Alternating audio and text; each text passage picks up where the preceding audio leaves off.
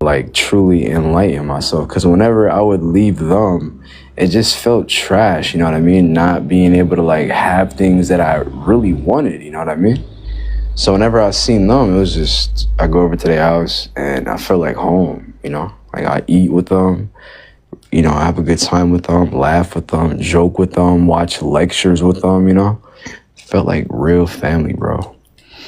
So yeah, I was like, I met them at a time where I was going through drug addiction.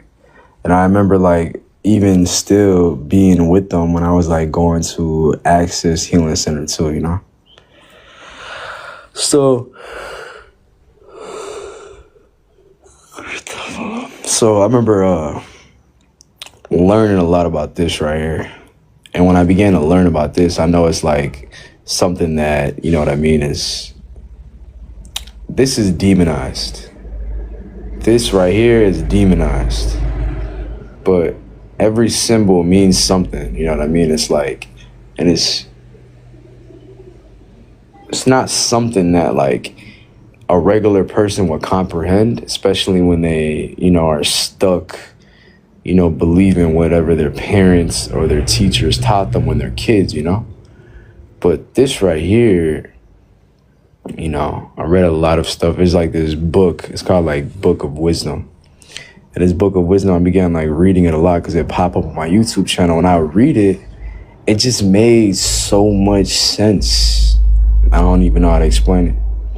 But when it was making so much sense, I was like, damn. So I began to implement some of the practices that I would learn. And then I ain't gonna lie, I began like, it was cool. It's like I was alone a lot. Didn't really have much people around my circle. But then it's like one night, bro, a lot of things changed. Like I played this one video, and then the minute I played this one video, I did a prayer with it. And then for some reason, everything that I wanted began to start showing up. Like it started popping up. It felt completely odd at the time. But I later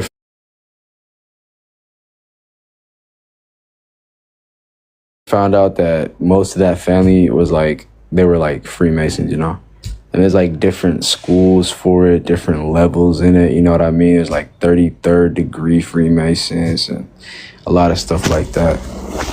So all the videos on my YouTube channel were just about Freemasonry, you know what I mean? And I ain't gonna lie, like the words aren't,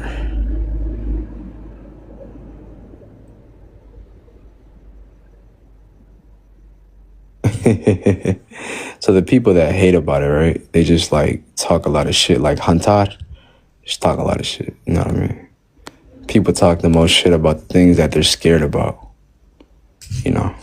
But whenever like somebody calls you like shaitan or stuff like that, it's just another way of them saying like, hey, I'm gonna categorize you as the devil, so when I'm stealing from you, it doesn't, like I'm telling my own consciousness that it's okay if I steal from you. That's all it is. That's all it is. So when somebody claims that, hey, this person is the devil, this person is XYZ, right? It's just their perception on you, right? Based on what you have, whether you have amulets, whether you believe something totally different. But in the meantime, a lot of the people that I was a client as, they decided to, especially like the Somali treatment centers, they decided to categorize me as the devil, right? So when they steal from me, at the end of the day, they're like, oh, no, it doesn't matter. God doesn't like this person. You know what I mean? So at the end of the day, we're not going to get demonized for what we believe in. Where in your Quran, where in whatever you believe in says to take from someone just because of what they believe in? You get what I mean? And on top of that, you're like a treatment center on top of that. On top of that, you're like a government entity. And on top of that, you're supposed to be equal. You're supposed to be fair. You're not supposed to be forcing, you know what I mean? Like, it's a cultural place. And I understand the faith-based practice is something too, but you can't force faith on anybody, you know what I mean? And on top of that, if they're not the same faith as you, why do you have to force a faith that goes against the cultural practices, the East African cultural practices that you even set up a treatment center for? What if you guys had people that weren't Muslim? What if you guys had people that weren't a certain religion? Does that give you the right to steal from their insurance and bill? Does that give you the right to ostracize that person even though they came here to get sober? You know? So it's like, the thing is, it's like, okay, if you're in America or anywhere in the world, but you have a business that's related to mental health and helping people, right? But then you're not comfortable with what they believe in, right? And then you're like, okay, if this person doesn't believe what we believe, then we're going to make them a complete enemy, you know? That's the perception.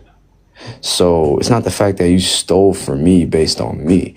You stole from me because you believe that your God said that I wasn't worthy of helping. You get what I mean? The reason why a lot of these companies are Somali, or the reason why a lot of these companies that are under investigation are Muslim-based companies, it's not their faith that made them do that. It's just a misinterpretation. Yeah, it's just a misinterpretation of it. So if you're already misinterpreting someone, right, because they finally reached a higher level of consciousness, right, and they're just like, yo, I don't have to tiptoe around you just to make my voice be heard, you know? I just have to see the way that you're treating me and align that with the rules and regulations that you set your business up for.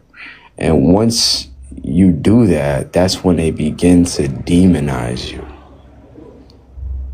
It's crazy. It's crazy. It's crazy.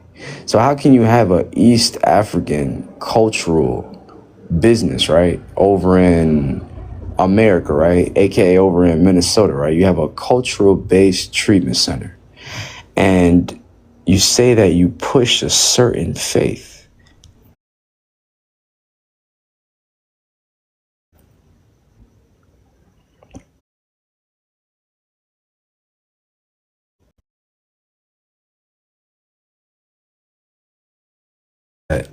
Have different faiths, right? And then, especially like from my experience, like in Minnesota, you have East African culturally based businesses, but they make videos, and when they go to the public, they say, hey, this is faith based. So is it cultural based, or is it faith based, or is it both? And if it's faith based, do you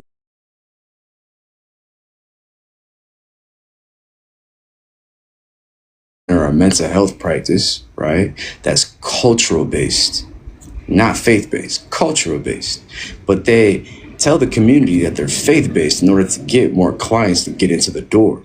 So when they get into the door, are you teaching everybody in here how to join your faith? Or are you leading by example on how to run your business in the right way? So I personally believe that all faith-based businesses in Minnesota that claim that they're East African and Muslim-based, I believe those should be the first ones to be investigated, which they are right now. Because how can you add your religion and then on top of that add cultural? So when someone doesn't believe the same religion that you believe or as strong as you believe, you begin to play God in their life. You're like, nah, this person doesn't deserve this. Nah, this person doesn't deserve that. Nah, this person doesn't deserve this. Just because on what you see.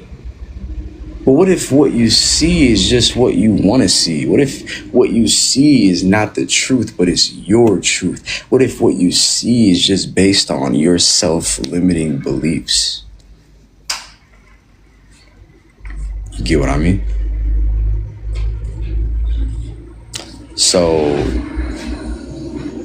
I personally went to East African culturally based treatment center, and I realized that, okay, if everybody in here is the same faith, right? Okay, you guys are the same faith. But why are you guys pushing your faith when in reality you guys are viewing people on a cultural basis? So there's a huge divide here. The people that understand me, they're gonna understand what I'm saying. They're gonna say, okay, I totally get what you mean. Nah, I don't. Nah, I don't know where Mandera County is. Where's that at? I know it's in Kenya for sure, but I don't know exactly where.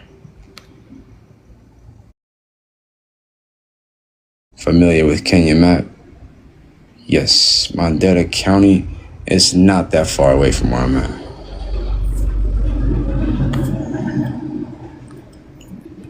So like I said, America, right? Let's say you have a Somali Christian that just walks into your door, right? Let's just say that, right? Let's just say, for example, right? For this example, you have a Somali Christian that's going through sobriety and came to an East African treatment center in order to be around their people, and on top of that, get sober. The first thing was be sober, right? Let's just say that. And let's just say that everybody that runs the place is a Muslim place, right? Okay. Let's say that the people were cool, they were good to the person and all that, but deep down they hated that person because they realized that their religious text shames these people. So as much as you run this business, as much as you care about this person, as much as you realize that they're always happy or you meet them, right? Does that mean that you can treat them a certain way just because of their faith? Thank you so much for the like. Does that mean that you can treat them a certain... What if a Somali Christian came as a client to this place? What if a Somali Buddhist came as a client to a Muslim treatment center? But it brands itself as an East African treatment center, right? So are you just gonna be picking and choosing who gets to show up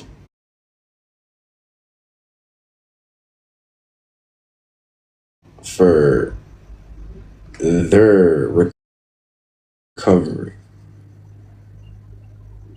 You get what I mean? Bro, the thing about... Somebody texted me, do you believe Illuminati? The thing is, I don't care how you view it. Illuminati is just enlightening yourself to what's really going on. So you're telling me over the last 5 years, you had clients and providers in the state of Minnesota who knew that they were stealing up to $1 billion, but nobody's seen it happen. But everybody's showing up to Friday prayers, though. Christians are showing up to their prayers on Sunday. Who's right and who's wrong? It's not a religious thing. It's a loving thing. It's a knowing yourself thing. It's a valuing yourself thing. You know what I mean? So I only got that way just by learning about how to illuminate yourself, how to learn. Because then I began to realize, like, the same people that were Muslims running this company right here, they weren't treating people with genuine care, love, and respect. They weren't doing that. Now, some people were, and the people that were, I know who they are, right? And I appreciate you. But at the end of the day, you weren't treating people with love and respect because you didn't value the person for who they were. You know what I mean? You just value them by how much you can get from them, right? You value them by how much you can get from them. And once you reached, reached however much money that you wanted to make off your certain clients, that's when you wanted to just kick them to the curb and open the door for another person, right? Yeah. But my thing is this. How can you do that? How can you do that without receiving any kind of karma? How? Because the thing is, whatever you do is going to come right back to you. If you're going to treat clients like shit, there's going to be a day where the government treats you like shit. You know what I mean? So, You have people who are illiterate, right? That are given the keys to run businesses. You know what I mean? And when they have keys to run businesses, like you got haters like, oh, yeah, enjoy yourself, sweetheart. When you got people that don't know how to read, people that don't know how to write, yeah, mala qori karo, mala akhri karo wax. But weli waxa la dhahaa hay kala company furna inaad dadka ku caawin. Sidee aad u ogtay sida sharciga, how to believe in the shari, the rules and regulations that you have. So if you don't know how to read, and you don't know how to write, and then you have a business and you have people in your care, don't you see the divide? You're gonna pick and choose which client that you're gonna, you know what I mean, put on. You're gonna pick and choose which